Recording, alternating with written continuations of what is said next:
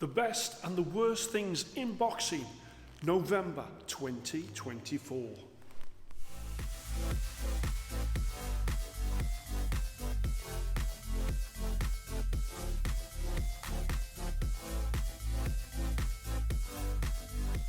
Hello and welcome to Fit to Box channel. I'm Coach Simon, and here on Fit to Box channel I bring you all things boxing equipment. Today I bring you the best and worst things in boxing in November 2024, and I'm going to kick off with the biggest fight that happened during the month, and that was Mike Tyson versus Jake Paul. Obviously people are very divided when it comes to these fights. Jake Paul is saying that he wants to be a proper professional boxer, but then we have rules in place like 8 2-minute rounds instead of 3-minute rounds, which professionals do. We also have things like 14-ounce gloves instead of 10-ounce gloves. And so really it's more of an exhibition, more of a spar than an actual fight. What they're doing is they're doing events that are dressed up as professional bouts, but in reality they're just exhibitions. I'm not going to say that it is fixed, but I certainly think there was a monetary incentive for Tyson to last the rounds as opposed to going out and knocking out Jake Paul in the first few rounds. Many people saying that, Mike Tyson just didn't have it, and you would expect him not to have it. It's been 30 years since we saw prime Mike Tyson. But it did look like he was holding back. It did look like there were points in the fight where he could have let go and landed some big shots on Jake Paul, and he didn't. And so that leads me to believe that the fight was, as I say, not fixed. But 20 million for Mike Tyson if he lasts 8 rounds, or if you knock Jake Paul out in the first round, you get 2 million. I think that's the sort of way that this was done to prevent Mike from actually doing what I think he could have done. So for me, massive exposure for boxing. Amazing exposure for boxing in terms of eyes on the sport. I wouldn't want Jake Paul to do MMA or another sport. I actually quite like the fact that he's with us. When I was younger, it was Rocky movies that got people into boxing. Currently, it is Jake Paul that is getting people into boxing. And you know what? At amateur boxing clubs like mine up and down the country, we are benefiting from those people that are watching Jake Paul's boxing journey and finding themselves walking through the doors of amateur clubs. So from my point of view, that is a great thing for boxing currently.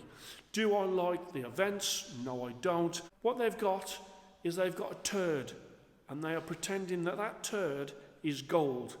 But at the end of the day, it is still a turd. And that is the quality is not there. These are exhibition fights, definitely. They're not real fights. For anyone to have sanctioned this as a proper fight, then they should hang their heads in shame.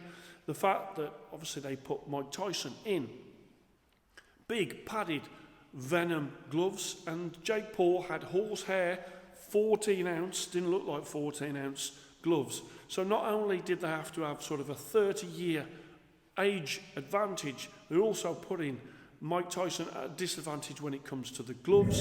So we all wanted Mike Tyson to roll back the years, and myself and a lot of other people out there, we all were sort of sucked in by the little bits of training footage that Mike Tyson was doing, and we thought, yeah, Mike can do this. He's going to go in there and he's going to smash Jake Paul up. But of course, I do think that the script was already written. By that, I don't mean there's an actual script out there. I just think that his wings were clipped by the fact that I really genuinely think that he would have been paid less if he'd have gone out and knocked Jake Paul out. And for Mike Tyson, at this point, it is a money exercise. It must be very, very disappointing to find that that actual event is ending up on his boxing record, but I suppose he's not that bothered, seeing as he picked up £20 million for what essentially was a bit of a spar. In terms of good things from the fight, I really did like the Jake Paul's grants. I did think that they were a really beautiful pair of gloves, and also Grant did him a handmade groin guard for his training. Again, I think that looked really great. One thing I absolutely hated was the fight was on Netflix, and Netflix was just giving me buffering. So frustrating. I was trying to watch the Katie Taylor Amanda Serrano fight number 2. I'd see our round and then it would buffer. I'd miss half a round, I'd miss a full round, and before you know it, I just thought, what's the point? I'd got up to watch that fight and also Mike Tyson's fight, and then in the end, before Mike Tyson even got in the ring, I'd gone to bed, because at the end of the day, the buffering was absolutely terrible. So Netflix, I don't think they should host another one of these events, because for me and many other people, it was a complete disaster watching the screen and it just going round as if like it's never going to come back onto the screen. I was really disappointed. I wasn't originally going to get up for this fight, but of course it's Mike Tyson and I wanted to see him. But at the end of the day, the buffering meant I just went to bed. Absolutely ridiculous. The Katie Taylor versus Amanda Serrano 2. What a great fight. So on the one hand, you have got the Mike Tyson fight, which was a bit of a farce.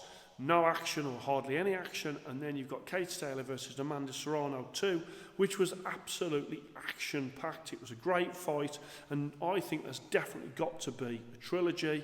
Of course, Amanda Serrano picked up a really bad cut during that, and some people would say that Katie Taylor uses her head.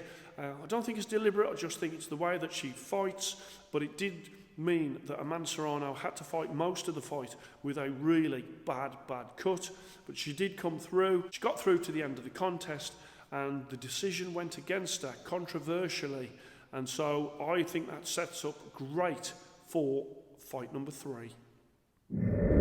Fury Usyk 2, really looking forward to that. That's going to be in December. It's going to be a great fight. Love a rematch. Always really interesting as to whether or not it's going to be repeat or revenge. So I'm really looking forward to this one.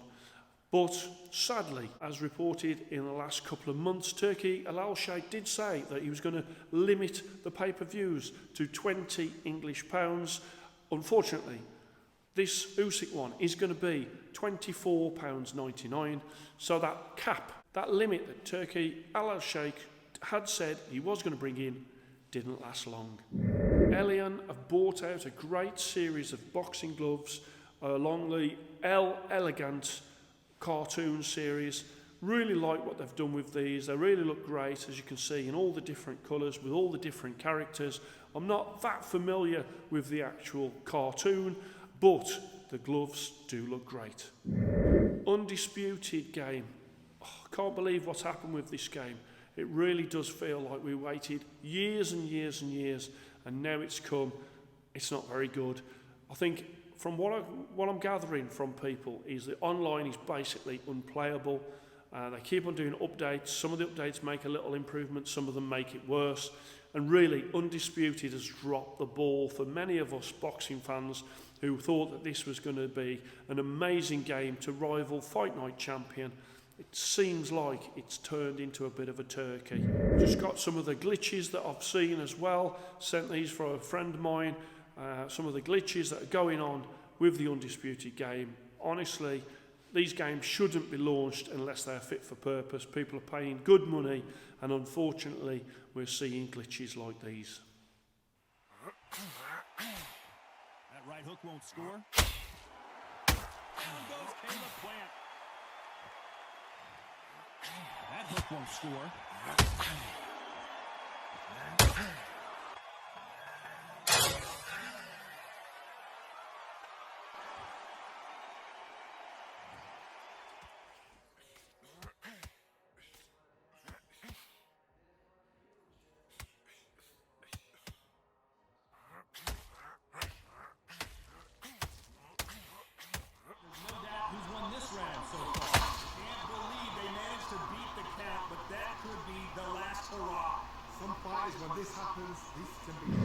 Some fantastic Rocky figures. You know I love Rocky, and anything Rocky to me is cool, and so I did see these on Instagram, so have a look at them. Really good. I really do like the different figures that they've brought out in this series. Of course, Iman Khalif won the gold controversially, and at the time there was a lot of people sort of saying, oh, you know, she's being victimised and all of this. Well, it turns out there's a report come out, and she's got XY chromosomes after all. I really do think she should be giving that gold medal back. Don't think she will, though. Feel really sorry for the competitors that went against her. Their dreams as women athletes have been ruined by this, what for me accounts to cheating.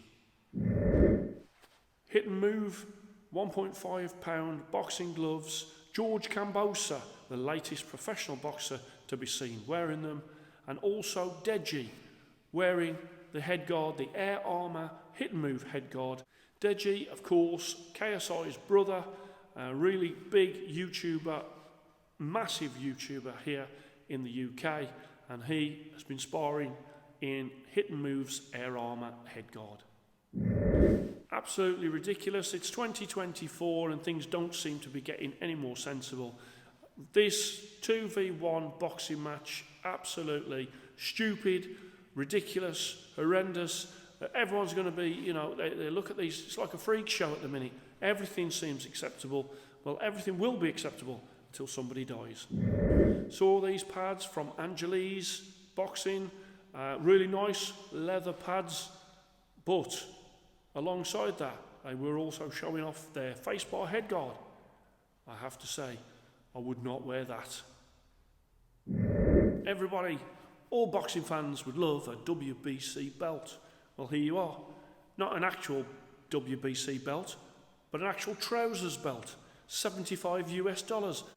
I thought that was quite reasonable. Curmel Moton recently, in the last day or two, has weighed in a whopping 15.8 pounds over the agreed limit, weighed in at 148.7 for the 133 pound limit.